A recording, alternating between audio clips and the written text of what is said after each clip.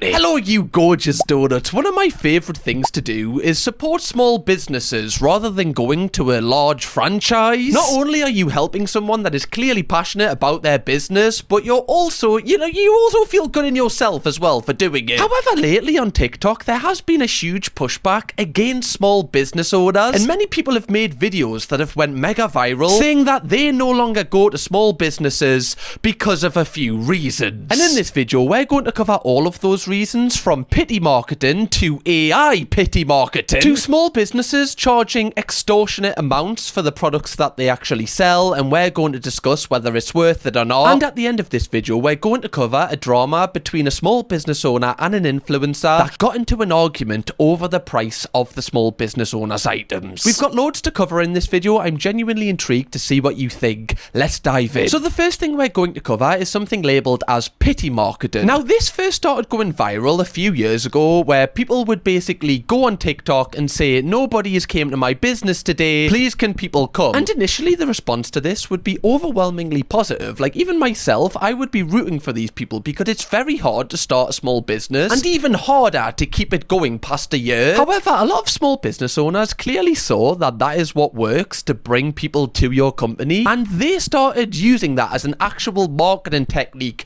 to constantly bring in new people to their business and post these TikToks that nobody is coming over and over when you put all of your life savings into your small business and no one shows up. And look, this person might be telling the truth that nobody came on the first day, but I don't know if this is really a sustainable way to grow your business, because if you are posting this over and over, I feel like your target audience are going to lose trust in you, because it seems like you're just being disingenuous and you're saying no one's coming in just to get more people to come in. Like, imagine if you were a customer of this place and you saw that she made a TikTok saying nobody comes to my place. You would feel a little bit let down if you did support it. And also, what happens after you post this TikTok and let's say a few people do come in? Like, what is your next marketing technique? Because you can't really kind of post this over and over, like I said, because it just comes off as a little bit desperate. And TikToks like this have been receiving a lot of criticism, but from the business owner's point of view, they might just feel like they need that like initial kind of injection of people to come, and if this is the thing that gives them that injection, surely they're well within their rights to do it. I can see it from both sides. Some potential customers feel guilt tripped, but then the business owner is just trying to kickstart their business. Nobody cares about your little business posts. Me from my personal account. I do find these ones kind of funny, because who has said this to this person? Nobody cares about your little business posts.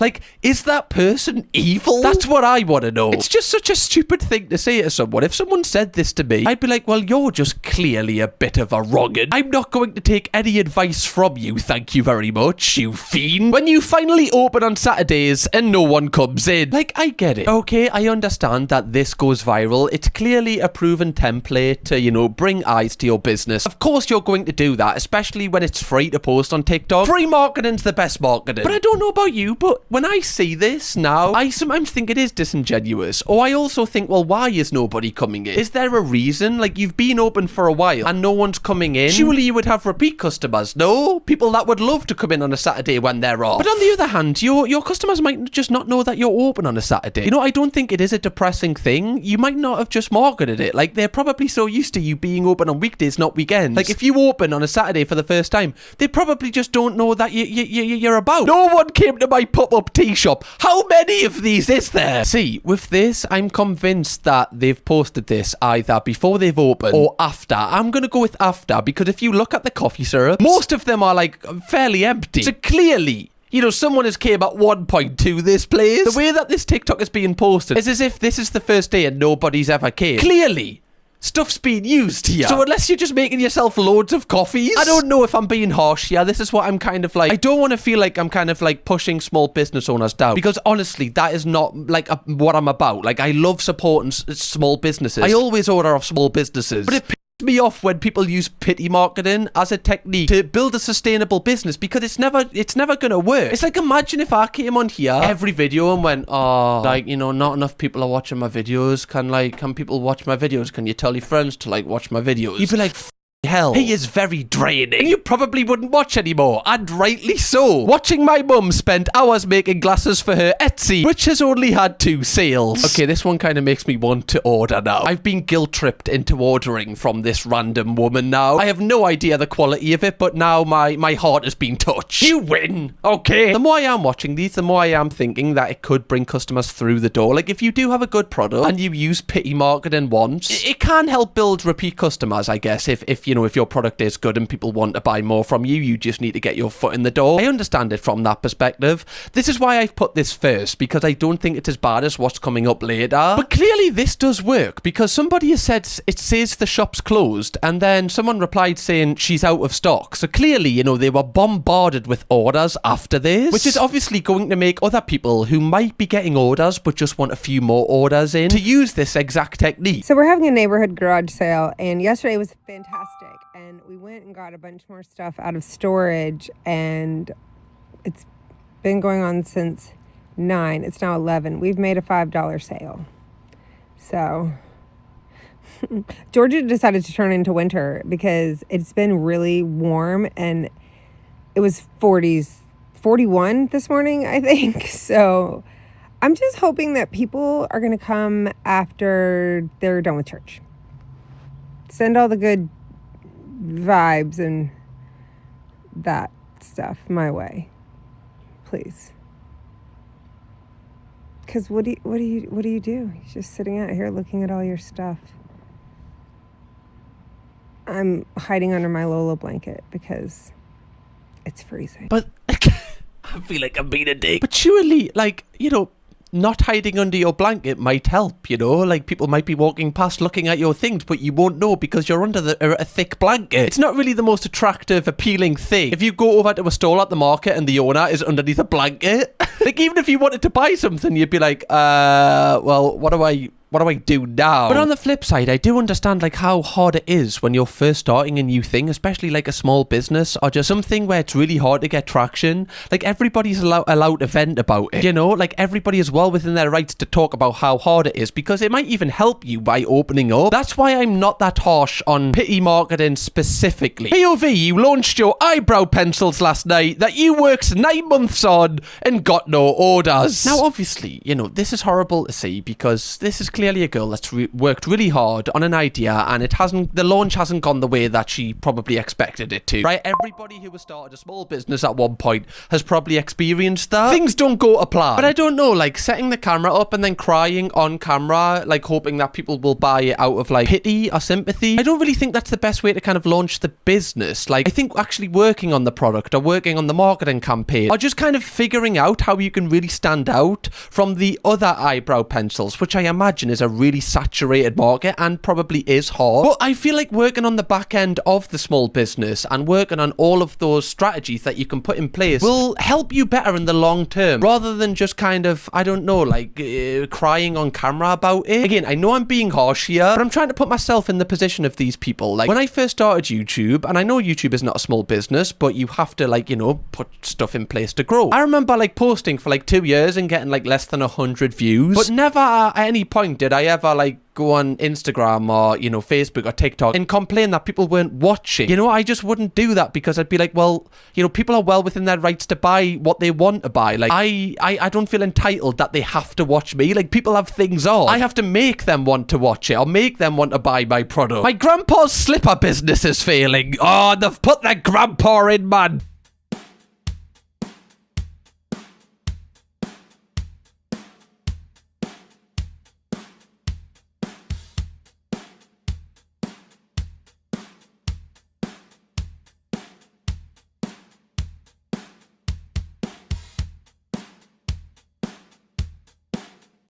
We are gardeners. We are farmers. Bum, bum, bum, bum, bum, bum.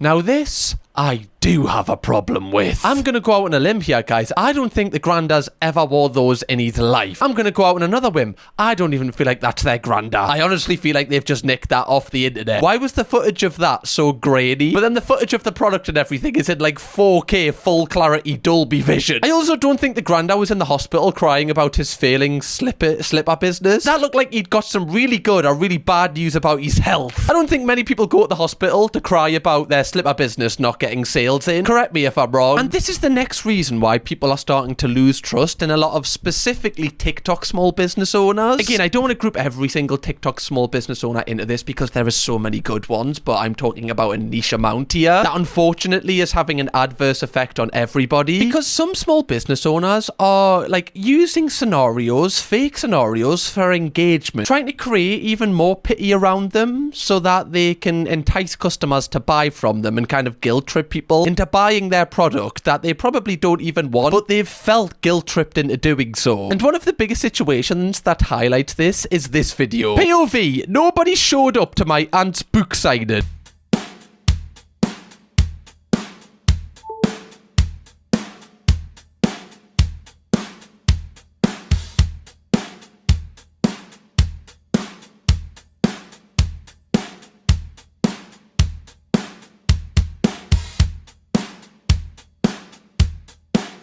I know it's gonna go great next time, just cause. Now you're probably wondering, like, how do I know that this is fake? Well, I did my own research and I found out that it was, but I also found so many other people who have also highlighted that it was actually a fake situation. Here are 3 reasons that I found. Her Instagram and TikTok, where she posted this video, are a week old and have 0 mentions of a book signing. Website has no info on a book signing either. If you want people somewhere, you kind of gotta let them know. Exactly. So nobody came to your book signing, but you didn't post about it, so obviously nobody's going to come. But you didn't tell people that in the TikTok. Now, this same person who revealed that also said that they saw that this was in Austin in Texas, and they googled the bookstore, and there was no info on the signing either, and the store seems very engaging with authors. I called them before posting my own video to be 100% sure, and spoke with the event guy who said that they paid to have a photo shoot on a Monday when the store is closed. Lots of authors do this apparently, so this was not real. So they basically paid to be there after everybody was gone and pretended that they were there when it was open. This is why you can't trust some people. Like, I could have been guilt tripped into buying this book, whereas in reality they were there when it was closed, the bastards. You see what I mean? Why some people are losing faith in some small business owners. And it's sad because there is a lot of small business owners that really every single day never take a day off. Like, they're working like all hours to make their business a success and try and grow organically in the authentic way. And they're getting kind of like pushed down the algorithm from these people who are just faking and are rage baiting and basically driving loads of fake engagement to their product, which possibly, and I definitely think, isn't as good as the other small business owners who are really working on their craft every day. That's what pisses us off about it. Sorry guys, I'm just passionate about this. You often see it with a lot of like content creators now. Like, I don't know if anybody's ever seen the videos. Like, it might be like a girlfriend saying, oh, my boyfriend started streaming on Twitch but only has 2 viewers, people should go and watch him. It just seems like it's being used as a marketing technique rather than an authentic way to drive traffic to whatever you're trying to promote. Now, on the topic of authenticity, one thing that really isn't authentic, as we all know, is AI. And a small niche of small business owners are actually using AI to take their pity marketing to the next level. My small ocean resin business is failing, and on the outside it might look like everything's going well and I'm making lots of orders, but the reality is I'm just not. Last month I sold 2 lamps. 2. I spent everything I had on new tools, new labels, new packaging, because I thought if the product was perfect, people would come. They didn't. And the worst part isn't the money. It's sitting in my workshop at midnight, pouring resin into moulds, wondering if anyone's ever going to light one. So if you've made it this far, I'm not going to ask you to buy anything. I'm just asking you to leave a comment, because the algorithm doesn't care how hard I work, but maybe you do. Yeah, but there's people that are actually posting videos of them doing this and showing the production of it, which, you know, it feels a lot more authentic. And if I'm seeing someone like work on the product and I can see how much work is going into this, it's going to make me more inclined to buy it because it might be like a one-of-one piece. But when you're making like a fake AI video, which you can just do by typing in a prompt into some sort of AI software that you use, it makes me not want to buy from your business. It makes me not want to support you. Even if you are putting in loads of hours creating the product, the fact that you've tried to use AI to kind of make me feel sad to buy from you just doesn't work on me. And I understand some people don't like to be on camera. Some people don't want to have their face tied to their business. Totally understandable. Some people are introverts. But I don't think this is the way to get around that. You make this yourself? Yes, I make them in my room. These are awful, but you'll get there one day.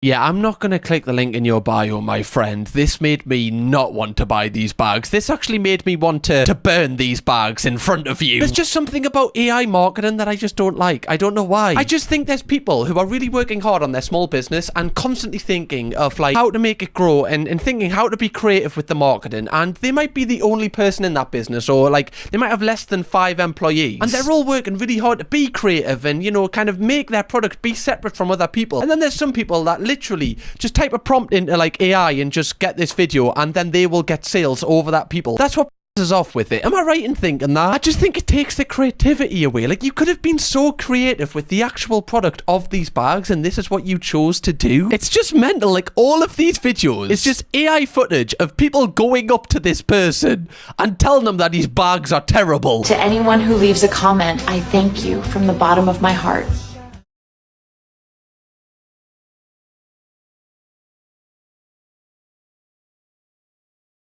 Most men over 45 don't know their boots are the reason their back hurts. But Movara is different. These insane anti-puncture soles.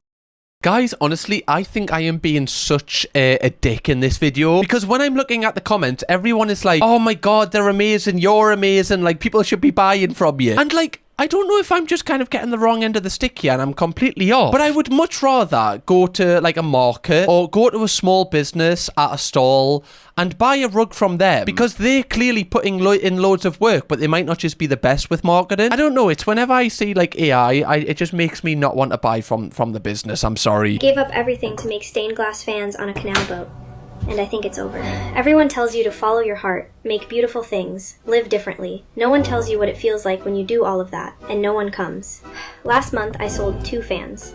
2. I spent the rest of the time cutting glass and soldering copper for pieces that are still sitting on my shelf. I keep telling myself, if I make them beautiful enough, someone will care. The worst part isn't the money. It's sitting on my boat at midnight, alone, soldering by fairy light, making something with my hands that I genuinely believe is magic, and wondering if I'm the only one who sees it.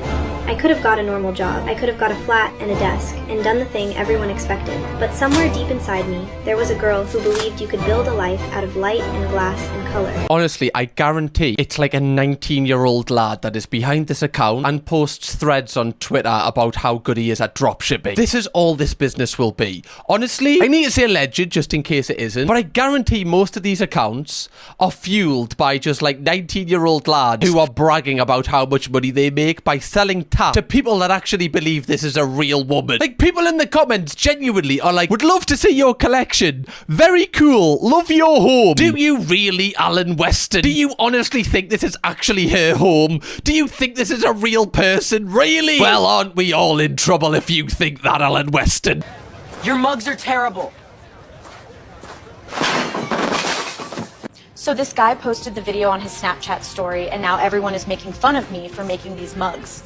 I spend hours every day making them, but all I get is hate. I have seen no hate. Honestly, love, I have seen no hate. I'm saying love, probably just a random person behind this account. It just makes me sad that people who are actually making mugs from scratch and really, you know, putting their heart and soul into it are getting overshadowed and out-engaged by these fake accounts. It is truly horrible. As if it wasn't already, like, competing with humans. You now have to compete with humans using AI. I'm just laughing that there is definitely people who watch all of this account's videos and go, oh my god, bloody hell, she's got a hard life, that woman. Every time she tries to sell her mugs, people are smashing them, bless her. There will genuinely be people out there like that. Okay, I need to stop reacting to AI marketing, otherwise I feel like my head is actually going to combust right now. Now moving on, bringing it back to actual people. A lot of people online have been making videos pushing back against small businesses because they feel like the owners are getting more and more entitled. Again, not every small business owner, but a small fragment of them. And something thing that really got people wound up, which created this kind of hatred,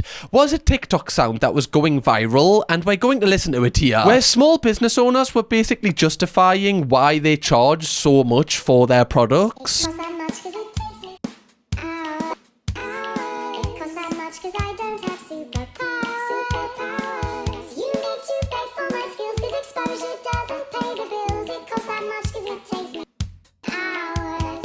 Anyone else just think this sounds like really passive aggressive? I don't know, like, this is my first time seeing your small business, and now, like, my first impression isn't that great. I just feel a bit pissed off. I don't know why. I don't even know you, love. And you seem angry at me. I don't even know the prices of your items, but now I feel like I'm in the wrong for some reason. Now, this is definitely a different debate compared to the AI marketing, the pity marketing as well. Like, this is how much small business owners should charge for their item. And for me, like, I am willing to pay a little bit more for a small business's item because I know a lot of the times it's a one-of-one piece, and someone has probably, like, handmade a lot of the items. Like, I recently went to a place called Time Mouth in Newcastle, and I bought some mugs and just some, like, cutlery that someone had handmade because I just thought it was really cool compared to, like, buying it in, like, Asda or something like that. I don't know, I just felt like it had a lot more character, and I felt better doing it. And that business owner was really nice and, like, very thankful that, you know, we bought from that person, and it was, like, a really nice exchange. But this doesn't feel the same for some reason. This feels kind of aggressive. Is anyone else feeling that way and put their own product over it to justify why they do charge a hell of a lot of money for their product?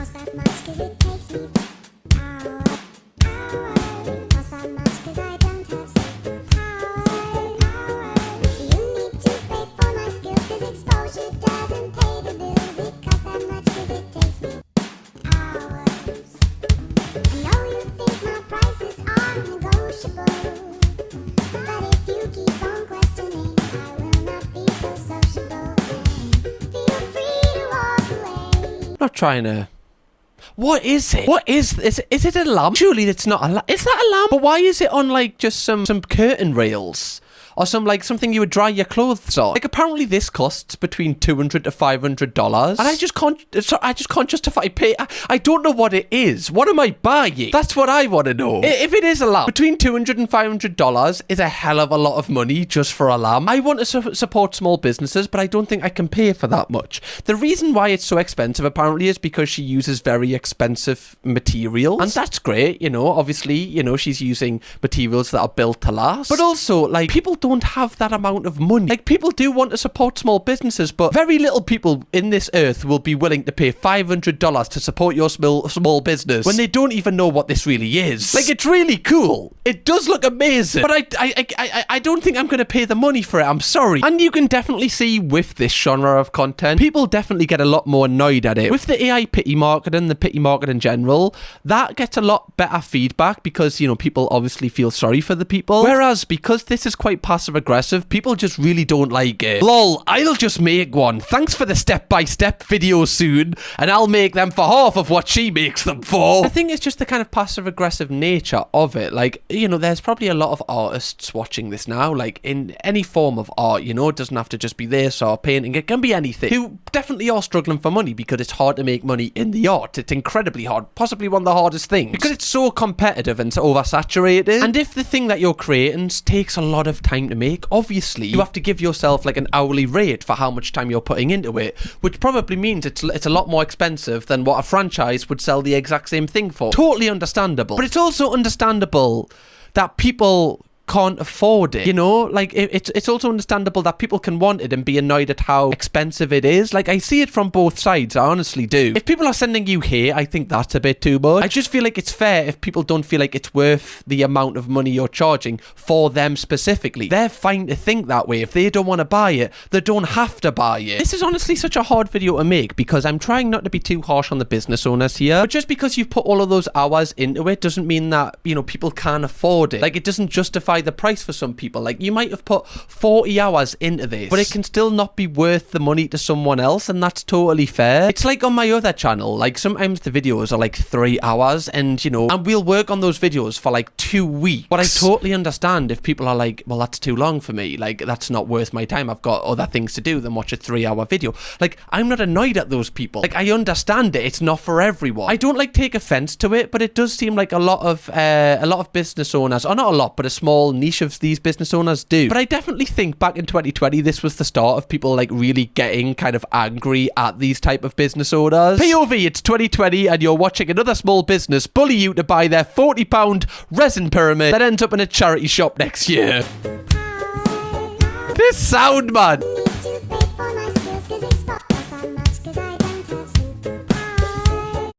How far can your apps go? Meet Base 44. This song is going to be absolutely just blaring in my ears at like 3 a.m. It's just going to be over and over. It costs that much because it takes me hours. Shut up! Oh god, I've been moody at this one, haven't I? Someone has on my cornflakes today. I've definitely been guilt tripped into buying a product once and it didn't turn out to be that good of a product and I've just held on to it. That has definitely been the case. Now moving on, there has actually been a big case in the last few years where an influencer actually got into an argument with a small business owner and it was specifically about their prices. And this situation was actually labelled Muggate, and it all surrounds an influencer going to a market and seeing this stall which was selling mugs and not understanding how expensive the mugs were because they said they couldn't see the prices, and they were very shocked when they found out how much it was when they were checking out. This, I actually have no idea who I'm going to give this to. Basically, I was at this market, the Finders Keepers market. How can you use this cup, right? I think it's actually like a kid sippy cup, which is silly because it's ceramic, so if they drop it, it'll smash. But I didn't say that. I thought it just had one handle. I was like, oh, that's such a cute mug. Like, I'm just going to get it. Like, I was like, whatever, like, I'll just get it. Didn't ask how much it was. She's like, yep, that's all good, you can tap, it's 100. She's like, oh no, she's like, it's all good, you can tap.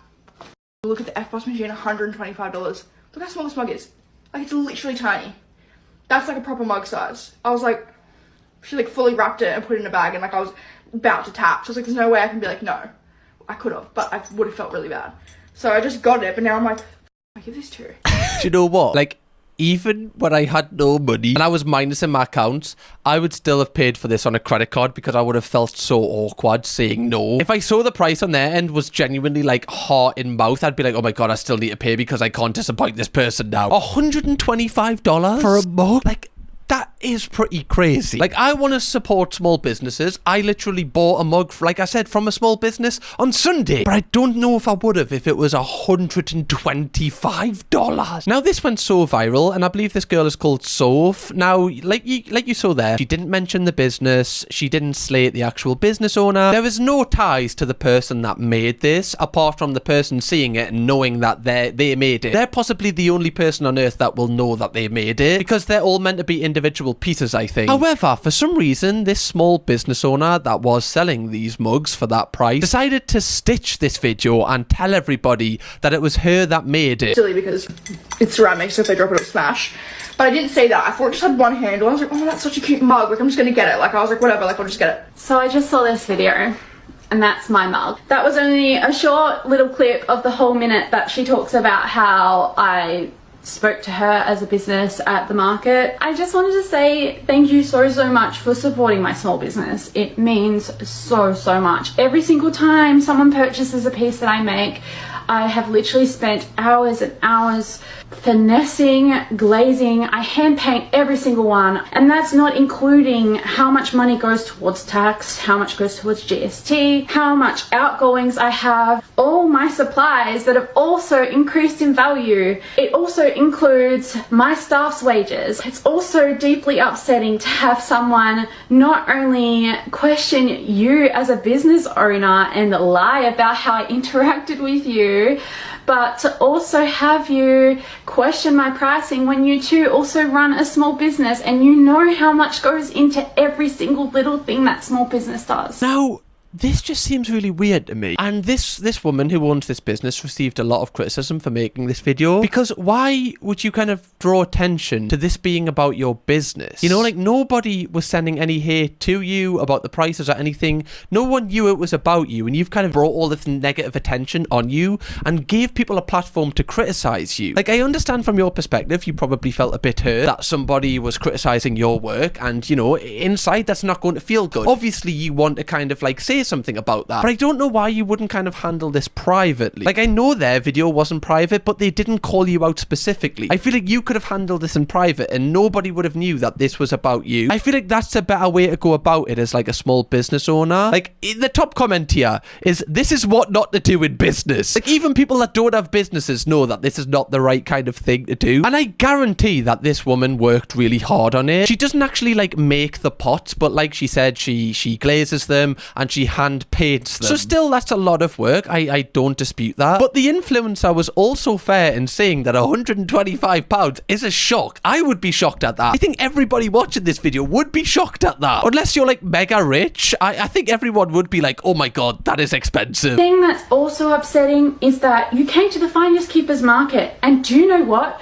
We were all so excited. Even the market organisers were so excited that you came to the market and you were potentially going to shout out this wonderful event that supports small, local, creative businesses. When I spoke to you, I actually recognised you because you'd just been nominated for a TikTok award, and I said, hey, how awesome, congratulations on your TikTok award. I then explained to you, like I explained to every single person that came to my stall over that weekend, that all the prices were placed on the bottom and you can pick up, handle, you don't have to purchase anything, you can just enjoy my stall, because I get it, times are tough right now. I don't want to put you in a financial situation. I want to have a living wage and I want to support my workers here. I want to be able to continue doing this and doing it for a very long time. I watched you pick things up and look at the prices. You picked up a number of pieces of that strawberry collection because it's freaking cute.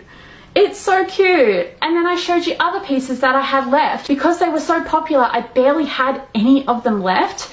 And I showed you, and I even told you the price of them. After that, you handed me the mug that you were gonna go, and I was like, awesome pick. And I asked you, like I asked everyone that weekend, whether you would like tissue paper or a bit more padding, because I wanted to make sure that the piece was safe wherever they were traveling to that day. And I didn't wrap it until I had an answer. And then I gave you the FPOS machine to tap your card. It was literally your choice, and I wouldn't have wrapped it until I knew. Domino's has large one-topping pizzas for $7.99 if you carry out. Okay, guess I'm carrying out. I'm gonna be going on to Whatnot to see how many Funko Pops I can buy with just $100. Let me bid 8. I just get weird vibes from this video. Like, I understand what she's saying, but I don't know. I see something has been lost in communication here, and like, it's so hard to understand who is actually telling the truth fully, and it's so hard to know if it actually is worth $125 dollars, if all of her costs are actually, you know, incorporated into that. If they do have a lot of mugs, I imagine that they're probably making a hell of a lot of money from these. I mean, she has 2 million followers, so she's probably making a lot of like videos anyway. But again, I think the overall message here is like, yes, everybody understands that, you know, it takes a lot of time to do these, and you know, you have to charge extra because, you know, you can't just have them on a production line like a huge franchise does. But it's also fair for customers to, like, you know, pick something up and not realize how expensive it is when they check out. Like, something has clearly been lost in communication here, but I can see it from both sides. Yeah, I feel like you can only afford these mugs if you have like a trust fund. Like, to pay $125 for like that small mug, a lot of hard work and love has got into it, but I personally, I just don't feel like I can justify buying it. I am making this video because I am so confused. I just went on my TikTok to see comments in my comment section saying, why would you lie to harm a small business? And I was like, whoa, what is happening? So I went to my tagged videos and I saw this video. It's like a 2-minute video of this girl saying that I slammed her small business and I said that her pieces weren't worth the price. But I don't think she did. Like, she didn't mention the business. She didn't say it wasn't worth the price, I don't believe. She just said she was shocked at how expensive it was. She didn't really slam it. I think she was just fair with her video, honestly. And I bought a few things. I then did a haul, and I showed in the haul this like mug that I got. This is my experience. I remember going to the Finders Keepers market, looking at this store and being like, this is so cute. I walk up, there was like a little like barricade thing you had to like line up because the store was really popular. So I stood in the line, I waited a while, got to the front, and I just wanted to have a look at some things. On my mum's life, I did not touch any items. I looked at all the items, and I remember talking to a girl who had long, dark brunette hair.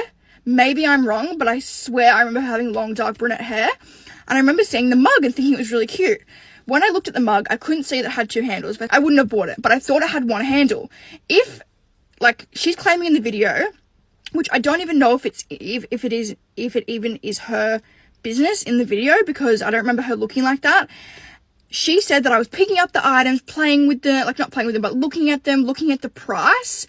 Why would I lie about this? Why would I make a TikTok saying that I had no idea what the price was if I knew the price? I think the perfect comment that sums this up I've just seen is, you are allowed to give your opinion though. Also, $125 is wild. Completely fair. Now, the reason I included that is it does seem like people are getting fed up with a specific niche of small businesses. But I do want to make it clear, like, there is a lot of great small business owners who are really, really, like, you know, putting their heart and soul into their business, and they do have to charge a little bit more because costs are rising. But I am perfectly fine with that as long as I'm not getting ripped off. And if you are a small business owner watching this, like, make sure that you keep going with your business. This is not meant to be a video that is like tearing you down. I really don't want that. I honestly love people when they start a business and really go for something that they're passionate about. It's amazing to see. But I do think there is some people that do start a business and kind of feel like they're entitled to get sales. Like, just because they've started something, they think that everybody should buy from them. But realistically, that's not the case. You have to make people interested in your product for how good your product is. And I don't think you should like guilt trip people into buying it. I don't think you should make people feel sad for you by using AI to buy your product. I think all of these techniques are a short-term fix and won't make your business healthy in the long run. But let me know what you thought about this video anyway, Donuts. How do you kind of reciprocate to pity marketing? Does it work on you? Let me know, because I feel like it's only going to get bigger and bigger. I see these TikToks every single day and I've just needed to talk about it. If you do want to watch a video similar to this one, we actually looked at the epidemic of Airbnb owners who are becoming more and more insufferable. If you want to watch this video and you stay at Airbnb sometimes, you are going to enjoy this. I'll see you over there. Bye-bye. Cam Kirkham, baby. Now we got to go help people customize and save hundreds with Liberty Mutual. Maybe where's the golf cart? Today's episode is brought to you by Rocket Money, and it's thanks to their support that I'm able to continue funding grants for the Higher Hope Foundation. So before becoming a mom, I was what you could call a type B person. I was pretty unorganized, but once I became a mom, I've become a lot more organized, and it has completely changed my life. And now I feel much more confident going into having this second baby because I feel like I have these systems in place in my life that help me to stay sane. And for the last several years, Rocket Money, who's today's sponsor, has been a huge help, a huge game changer in helping us to keep our personal finances not only organized, but on track. For starters, their subscription management tool has been a total lifesaver, or should I say budget saver? Because over the years, I have signed up for way too many free trials that I straight up just forgot about, and I was paying for them without even realizing it. Not only has Rocket Money saved me tons of time by tracking those subscriptions, but they saved me the hassle of having to cancel them myself, and their spend tracking and categorization has allowed us to stay incredibly organized, which I love. And Rocket Money will automatically categorize your transactions across accounts to help you see where exactly your money is going. We can even create custom budget categories for each of our children. Sounds really weird to say, but being able to have their own category really helps us. So this keeps my family super on track. I truly recommend Rocket Money. We honestly love it. So go to rocketmoney.com/Kendall to start your free premium trial. You can also scan the QR code or click the link in my description.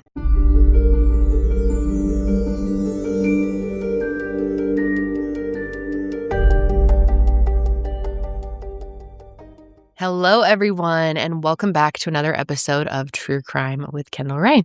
Thank you so much for joining me today. And if you're new to the show, then welcome. I'm so happy to have you here. And make sure to click subscribe so you never miss an upload from me.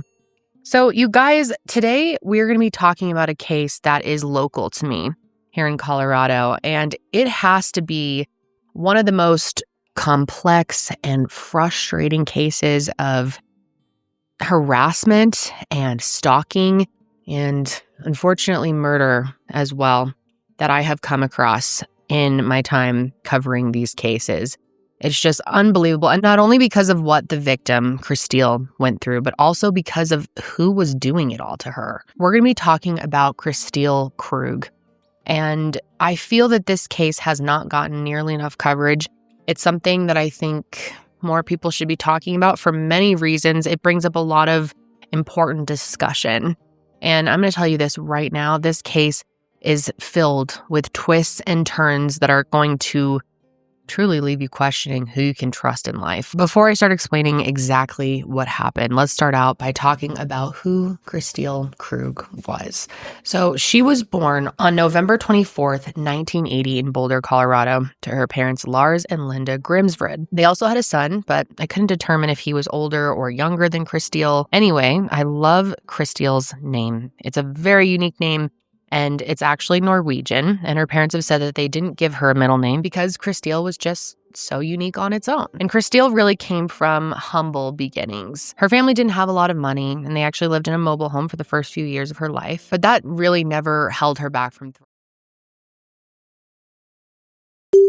thriving at everything that she did. From a young age, she was a super talented dancer, but she was also gifted in academics, specifically science. Christelle was someone who was always wondering about the world. She was incredibly inquisitive and was interested in how every little thing worked. She was even able to take her bike completely apart and put it together as a kid because she wanted to understand the mechanics of it. Then when she was around 6 or 7, her parents, Linda and Lars, ended up getting a divorce. But they were still very committed to co-parenting their children. They both were very present in her life, and I thought this was cool. Her dad was really into racing old cars, and Christelle and her brother would work on them with him, kind of being like his pit crew, which I think sounds really fun. And as a kid, you would feel so special getting to do that for your dad. And it's such a unique hobby to have as a family. Then when Christelle was a teenager, her family grew even bigger because both of her parents remarried other people, and she gained a stepsister and a stepbrother who she ended up being very close with. And it totally makes sense that she would be because she was the type of person to really embrace her friends and family. And she was just known for being very open and kind, generous, outgoing and friendly in general. She had sort of a warm energy about her, and people describe her as having an infectious laugh. So she was someone that people liked to be around. And as Christelle got older and graduated from high school, she decided to attend Colorado School of Mines, which is a top engineering university, and it's very impressive to be accepted there. Everyone that I know personally that went there or goes there is super, super smart, and I've visited the campus a couple of times, and it's very nice. Very, very nice. It's beautiful, and everyone I know that's been there had a great experience. So obviously she was really excited to be able to go to School of Mines, but this decision did not come easy. It came at a little bit of a cost because she had to break up with her boyfriend, her first serious boyfriend, Anthony Holland. The two of them had met working at a local JCPenney, and they dated for about a year, but they just had different plans and goals for their lives and futures. So they decided to part ways before Christelle started college. And I guess this was a decision that they both made at the time, and it was pretty amicable, even though it was difficult. Apparently, when they were breaking up, they were holding each other and crying. It was something they didn't want to do, but knew had to be done. They were just going in different directions. Now, college went very well for her. She just excelled in her classes. Eventually, she did transfer to the University of Colorado Boulder and graduated with a degree in biochemical engineering. And this was around the time that she met a man online who would end up becoming her future husband, Dan Krug. And the two of them really hit it off. Dan was a political science major with dreams of having a career in academia, so Christelle felt like she had found her sort of intellectual match. Then, after a few years of dating, they got married in 2007 and settled into a very nice home in Broomfield, Colorado, which is a beautiful place to live. So they were really living the dream, and they had established careers as well. Dan got a job as a financial analyst for the Colorado Department of Public Health and Environment, while Christelle began working as a biomedical engineer for a technology company. The two of them had 3 children together, and their identities have been kept very private, and so I don't know much information about them. But I do know that Christelle was a very dedicated and loving mother. But all of this really ends up being put on hold because she ends up becoming the victim of an awful stalking and harassment campaign that truly derailed her whole life. And it all started in September of 2023 when Dan called the police to report a break-in at their home. He had been out running errands that day, and when he returned home, he saw someone running out of their garage. And he told police that it happened so fast that he couldn't get a good description of him, and that the only thing missing from the garage was a spare key to their house. So officers drive around the neighborhood and they don't see anyone that looks suspicious, but everyone is freaked out here because they have no idea who this person is that broke into their garage and now has a key to their house. And who knows what they want the key for, right? But then a few weeks later, things took a strange turn. On October 3rd, Christelle got a random text that said, "Hey, Christelle, it's Anthony. I hope it's okay. I looked you up. I go to Boulder every few weeks and thought we could hook up. You game?" Now, if you don't remember, Anthony was Christelle's ex-boyfriend who she had broke up with right before she went to School of Mines. And she, was really weirded out that he had texted her because she hadn't talked to him in years and she wasn't interested in seeing him, so she just ignored his text. But her not responding seemed to infuriate him, and rather quickly, because the next day, 24 hours later, he sends her a bunch of texts that read, "Are you there? You should say yes when I offer a pity fuck. Whatever. Saw your pics. You got fat. Bet your loser husband won't fuck your fat ass." And then also one that told her she should end her life. So she doesn't want to engage with it.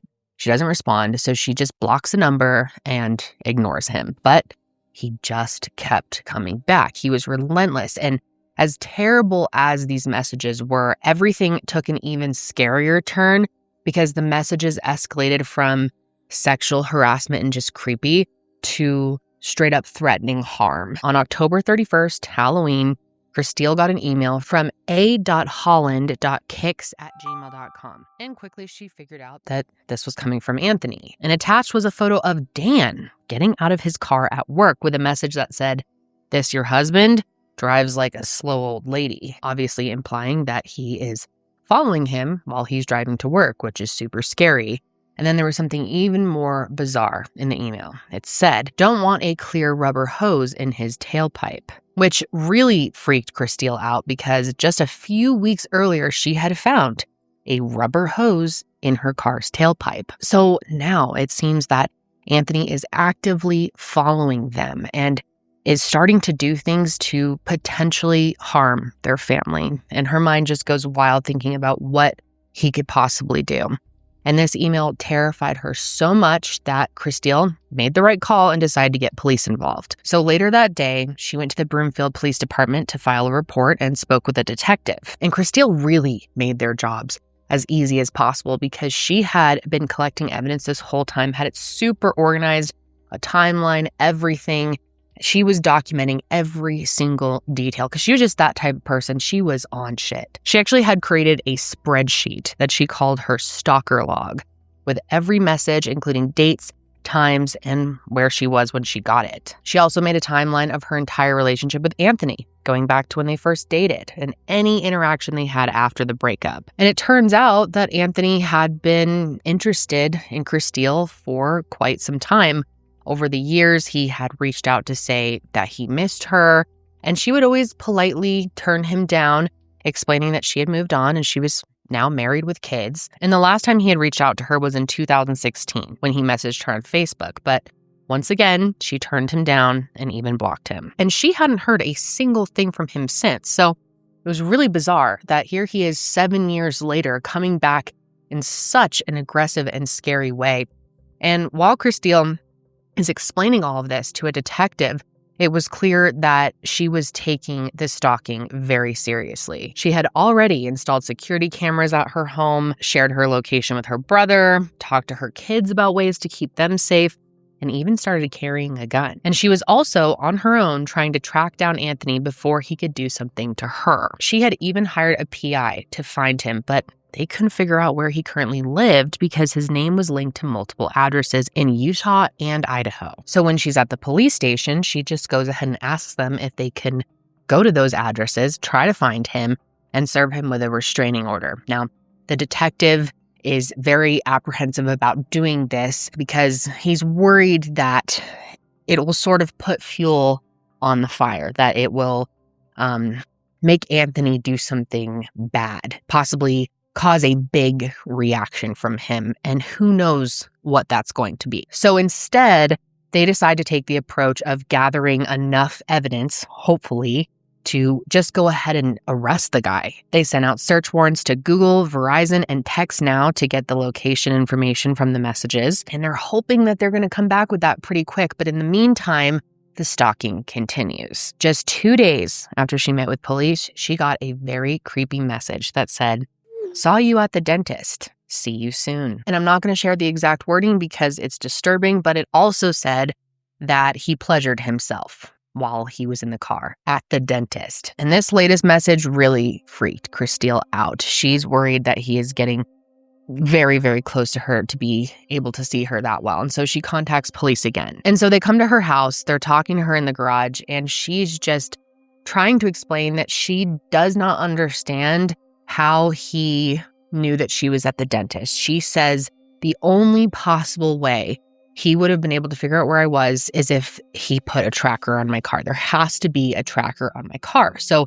they search her whole car for a tracker, but after extensively examining it, they weren't able to find anything. So after this happened, the Broomfield police regularly send out squad cars to her house just to keep an eye on it and also see if they see anything suspicious, but they never found anything. And Christelle felt like they could have been doing more to help. So Dan spoke with a detective and pled with them to take more action. And he expressed as well that he was panicked about everything and felt like he was failing to protect his family. He talked about how shook he was by the whole experience, that even when he was at the grocery store that week, that someone had dropped a can of whatever on the floor, and it really freaked him out, that he was just super on edge. And it overall just seems like everything is affecting Dan in a really deep way. Detectives even noted that they felt that Christelle was in a better position to protect herself than Dan was. But even after this, detectives were still concerned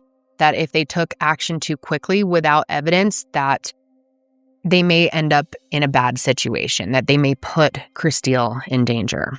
And they still wanted to wait until the data came back from those tech companies, which is already a really slow process, but it was even more delayed because on December 6th, Google informed Broomfield police that there was a typo on the warrant. So the detectives had to start the process over and file a new one, which is really, really frustrating. You would think they would make absolutely sure that there's no typos in their warrants, especially in a situation like this. Now, in the meantime, the messages, of course, do not stop. And here are some of the things that they said. "I know how to satisfy you. You don't belong in that big house. You belong with me. You don't want him. I know you want me." And some of them let her know that her and Dan were being watched. One of the messages described what the security guard at Dan's job looked like and was very on point. Another one said, "I see you flirting with waiter," almost begging for sex. And a lot of them threatened Dan, with some saying, "I'll get rid of him, then we can be together. I know he's stopping you from talking to me. I'll do it for us. Help me get rid of him, then we can be together, just like you want. Give me a signal and he won't come home." And to say that Christelle was stressed about all of this would be a massive understatement. I mean, this was controlling every aspect of her life, all of her thoughts, everything she did. By this point, everyone in her family, everyone around Christelle knew what was going on, and they were on high alert too. They had even come up with the nickname Kickman based on the email account that Anthony was using. Dan and Christelle even routinely went through readiness drills over what they should do if Kickman was ever near them. And Dan had also become hypervigilant of their surroundings, to say the least. He was constantly looking out the windows of their home, watching every person that walked by, every vehicle that drove by. And I don't blame him. I would be the same way if I was going through what they were going through. And one time when they were at a family party, he even asked a relative to watch the door for Anthony while he was playing with the kids. And maybe some of this was to just keep Christelle calm, or maybe to try and help his own mental health, or to keep others from getting freaked out, because he did express to a few people that he didn't think the threats were that serious. He told Christelle's stepsister that Christelle was blowing things out of proportion and said to her mom that she was just making a big deal out of this. But her family certainly didn't think so, and they were worried about everything. And her parents were just so shocked at the end of the day that Anthony was the one doing this, because when they knew him, which, it had been a while, he seemed like a great guy, super nice guy, harmless dude. So they were thinking, how much did this person change since then? But overall, they were just committed to keeping Christelle safe in any way that they could. Her mom, Linda, even went to the gun range with her to practice shooting, which wasn't something that she was ever, wanting to do before this, wasn't ever interested in doing. And while they were there one time, Christelle just broke down sobbing. It was really getting to her. They're sitting in the parking lot and she is just letting it all out. And her mom just sat there and listened as she talked about how much stress she was under. So as you can tell, at this point, the stalking is clearly taking a massive toll on her mental health, as it really would to pretty much anyone. People around her said that she always seemed frantic and looked exhausted. She hardly left her home anymore, and anytime that she did, she was constantly looking around. She had installed a camera in her car to catch Anthony, but all it recorded was her crying. And man, that footage of her crying is just so upsetting to see. You can just see on her face what a massive toll this is taking on her. And the harassment just kept coming. On November 24th, her birthday actually, Christelle started receiving a bunch of sexually explicit texts from different numbers, some even including nude pictures of random men. And it turns out that someone had created these fake online ads with her name and her phone number out there to the world, saying that she was looking for multiple sex partners to meet up with her that night. So on top of everything else she's dealing with at this point, she now has to deal with strangers having her personal information, and these strangers think that she is looking for an orgy, essentially. And so now she's even more freaked out, rightfully so. And that Thanksgiving, her family was separated into two houses so that they all wouldn't be in one place in case Anthony tried to do something. That's how serious things had gotten. There were squad cars positioned outside of the houses that day, but Christelle felt so uneasy that when she sat at the table, she had to make sure she was facing the front door so that she could be ready to spring into action if anything happened. And even with everything she was trying to do, no matter how organized she was about it all, no matter how many precautions she took, it just wasn't getting any better. And this is just so upsetting. But her daughter was in a production of The Nutcracker, and Christelle was planning on volunteering for it. She's a very active mom. And the creative director asked her not to, out of safety concerns. And they also didn't even want her to come to any of the shows, which understandably just broke Christelle's heart. She and her daughter had really bonded over their shared love of dance. As a reminder, Christelle had danced as a young person and was very, very good at it. It was a big part of her life. And this was just another huge thing that this stalker had taken from her. And by this point, Christelle was worried that he was going to take more. Much more. She told her parents that this whole thing would probably end in either Anthony or her being dead. And she was going to do everything that she could to make sure it wasn't her. But tragically, no matter how much she tried, Christelle did not survive this horrific ordeal, which unfortunately brings us to December 13th, 2023, not that long ago. While at work, Dan received a text from Christelle asking him to pick up their kids that day because she needed to meet with detectives. He responded saying that he would, and then he also told her that he had left some chicken out and he wanted her to put it away. But then she never responded to that, and quickly, of course, he starts to panic given the situation. He tries calling her and texting her, but he wasn't hearing anything back. So around noon, he asked some family and friends to go over to the house and check on her. And then he placed a call to Broomfield's non-emergency dispatch and requested a welfare check. An officer was dispatched to the house, and at first, he knocked on the door and looked in the windows, but nothing seemed wrong. But luckily, he noticed the garage door had windows on top, so he drove his squad car next to it, climbed on top, and looked in. And that's when he sees a horrific scene. Christelle is lying in a pool of her own blood, not moving, at the bottom of the stairs that lead into the house from the garage. And so he immediately calls for medics. He kicks in the door and runs over to her. He, of course, checks for a pulse, can't find one. And even so, he starts performing life-saving measures. And this is absolutely heartbreaking and horrible timing. But at this exact moment, Christile's mom arrives at the house and she walks over to the garage, looks in because she sees the officer's car pulled up, and she sees her daughter lying on the ground. The officer had opened the garage door so that EMTs could get in. And as soon as Linda sees her daughter, she knows that it's not good. You can just see the panic on her face and in her body language, and it is absolutely devastating to watch. But the officer tells her that she can't be in there. And shortly after she had got there, Christile's dad, her siblings, and some friends as well had all arrived. And while all of them are standing on the street, they know it's bad, of course, but they're anxiously waiting on any more information, just hoping for the best possible scenario.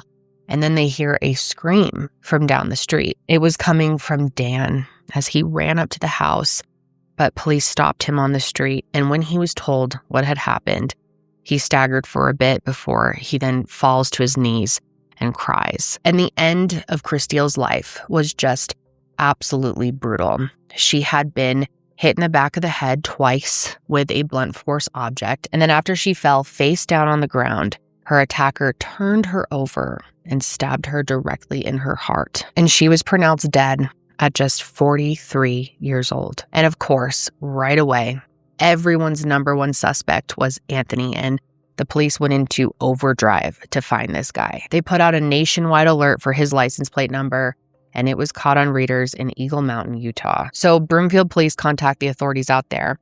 They track down where he's living and obtain an arrest warrant, go to his house, and they're fully expecting a standoff with Anthony. But when police got there, something very unexpected happens. Anthony casually opens the door. And while he was definitely confused, he was totally calm. They asked him if he knew Christile, and he said that, yeah, she was his first serious girlfriend, but he claimed he hadn't spoken to her in years. And when they asked him what he had did that day, he explained that he had gone out shopping for clothes, and he was even able to provide them with a receipt to verify that.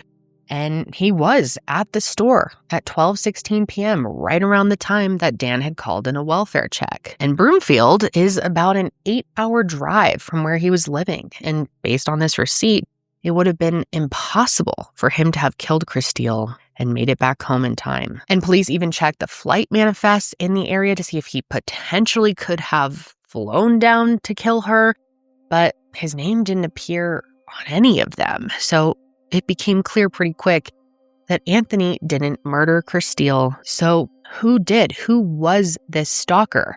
And now detectives are back at square one. They end up bringing all of her family members to the police department to question them. And at the same time, they contacted those tech companies and asked them to elevate those warrants that they had previously sent because they still had not gotten any information back. Luckily, Google and Verizon had come back with them in about an hour, and detectives were absolutely blown away by the results. The IP addresses attached to the stalker's emails had come back to a place that they were already familiar with, and I'm sure a lot of you have already figured this out. I figured it out very quickly when I first dove into this case. It brought them right back to Dan Krug's office. That's right.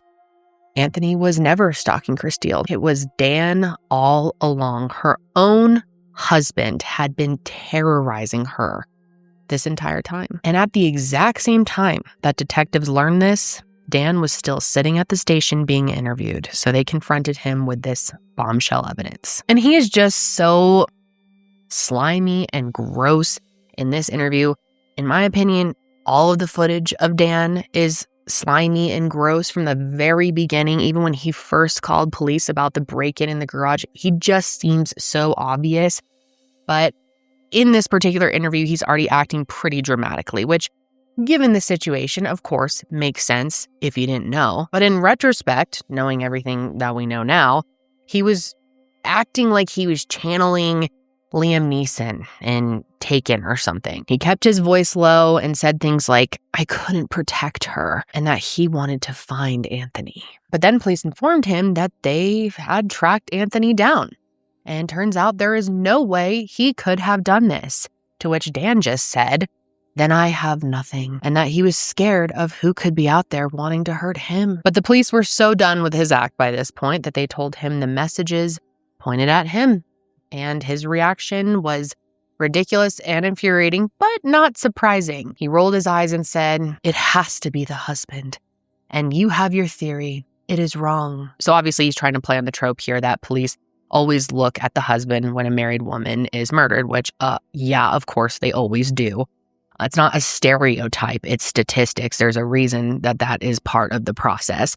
But of course, Dan tries to explain why the IP addresses came back to his office. He told them that there were some public Wi-Fi networks there, so the stalker must have been using that. You can just really tell Dan thinks he is the smartest person in the room.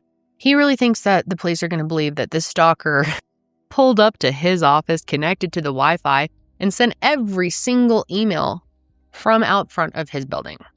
Okay, dude. But eventually Dan realizes that the walls are closing in on him, and he refuses to keep talking to them. So police took his DNA samples and collected his clothes for evidence, and they let him go. But before he left, he tried to pull one more act. One of the detectives walked him out of the building, and when they were in the lobby, Dan stopped and intensely said to him, "Find the fuck who did this. I don't care if you capture him. I don't care if you kill him. Find him. Just don't stop looking elsewhere.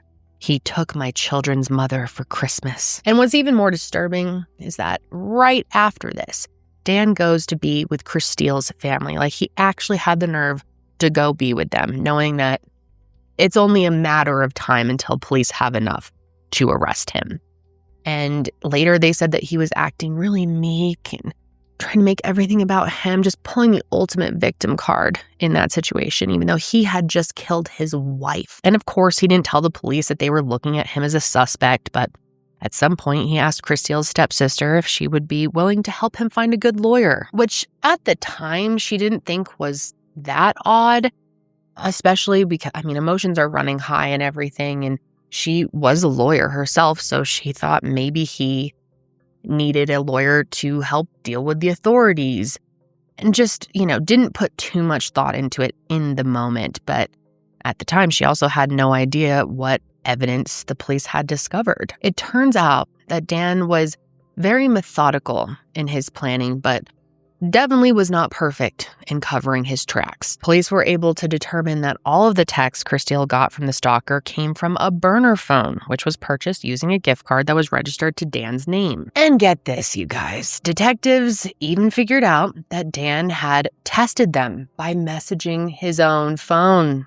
What a genius. They also figured out the timeline for the day that Christile was murdered. So let me tell you about it. At 6:45 a.m., Dan drove their eldest child to the bus stop and came home shortly after. Then at 7:42 a.m., Christile left to bring the other two kids to school and came back around 8 a.m. And normally, Dan would have left for work by then, but the garage camera showed that he didn't actually leave that day until 8:24 a.m. And that wasn't the only interesting thing that the security cameras showed.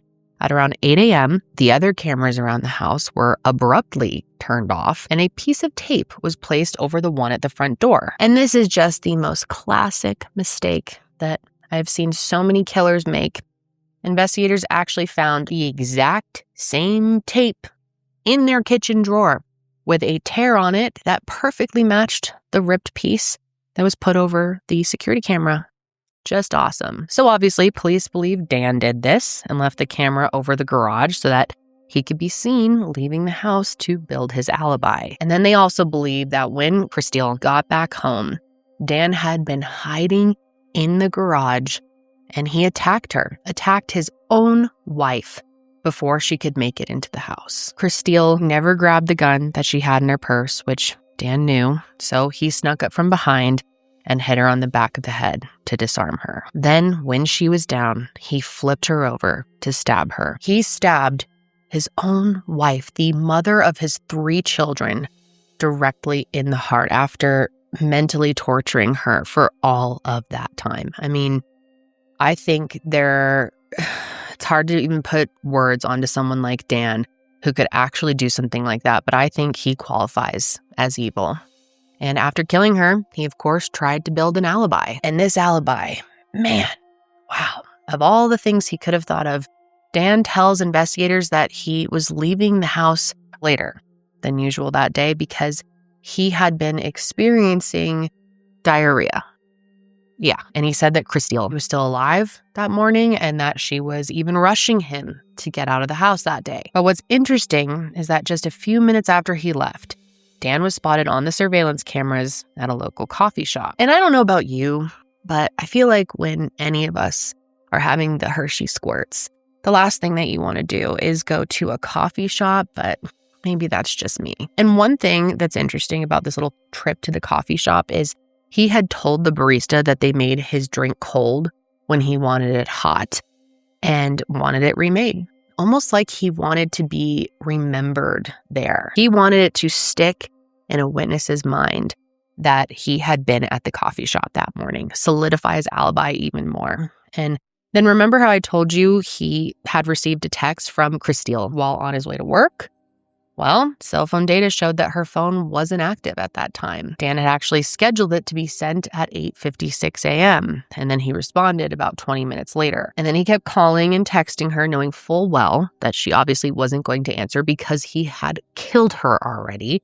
And the reason for this was to not only establish an alibi, but to also have a reason to have other people go to the home to check on her because he's evil. That way, he wouldn't have to deal with the suspicion of being the one to find her. And he was perfectly fine with potentially her mom being the first one to find her or any of her other friends and family that he had called over there. It is Dan's fault. Not only is Dan responsible for killing her daughter, but Dan is the one who sent Christelle's mother, Linda, over to the house.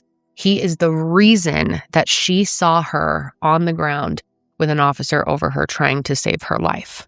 And it could have been even worse if she was the one to initially come across her. But the trauma of that alone will stay with her for the rest of her life, and that is all because of Dan. And in my opinion, I think he called everyone else to the scene because he wanted them to see him act shocked and distressed and put on this whole big performance when he arrived at the scene so they wouldn't suspect him. And thinking of those moments where he comes to the house and he collapses onto the ground and he's crying and screaming, it makes you think, how much did he plan in advance? Do you think he acted that out? Do you think he practiced? Do you think he improv'd? It's just so sick to think about. And just when you think Dan couldn't possibly be any more evil and manipulative, it turns out that he also tried to frame Christelle for everything. He scheduled emails from her account to go out at 8:30 a.m. on the morning she was murdered. One was to her brother, and it says, "I can't keep up with the lies. I had an affair for 18 months. We framed Anthony. Dan was supposed to kill himself in depression, not grow a spine. I just confessed to Martinez. My now ex-boyfriend and I are going there now. Push Dan not to press charges." And an email to the detective said, "I can't do this anymore. I confess. I've had an affair for 18 months. We framed Anthony and pushed it on Dan. I just broke up with my BF and we're coming to the police station to give statements. Be there in 30 minutes. And I guess Dan just was hoping that the police would assume that the man that she was having this supposed affair with would have killed her to stop her from going in and confessing. And it seems like he had this whole idea for about at least a week before her murder. On December 6th, Christelle received a random email that said, "Hey, gorgeous, I can't visit you no more. No more Colorado time. My girlfriend doesn't want us talking without her. She says you will let cops get me after you off him, but she don't know you like I do." But at the time, Christelle was so used to getting these strange messages that there's no way she would have figured out that it was her husband trying to frame her. And I'm sure you already guessed this, but there's absolutely no evidence of Christelle having any type of affair with anyone. Just wasn't in her nature in general, it seems like. And this is just one of Dan's many lies to try and tarnish her character, to get what he wanted, to frame her. And it was being uncovered. And get this, remember that photo of Dan getting out of the car that the stalker sent? Well, phone analysts were able to determine that it was taken in selfie mode with a timer, so he clearly staged that. Plus, just look at the quality of this photo. I mean, whoever took this is standing like right there. This wasn't taken from far away and zoomed in. So was he trying to make people believe his stalker was just standing that close to him? And so the evidence is really starting to pile up, but there's more. The night before Christelle was killed, Dan Googled, do people really go unconscious when hit in the head? How hard for head trauma to go unconscious? And how hard would you have to hit someone in the head to make them unconscious? Yeah, he really Googled all of that, which, God, it will never cease to amaze me, the things that people will search either leading up to a murder they commit or after. It just blows my mind in this day and age. In 2023, he did this. Now, since Christelle had obviously suffered from head trauma, this was enough for them to obtain an arrest warrant. And this was only 2 days after the murder. So the police went out to get Dan, and they found him driving his daughter's dance performance.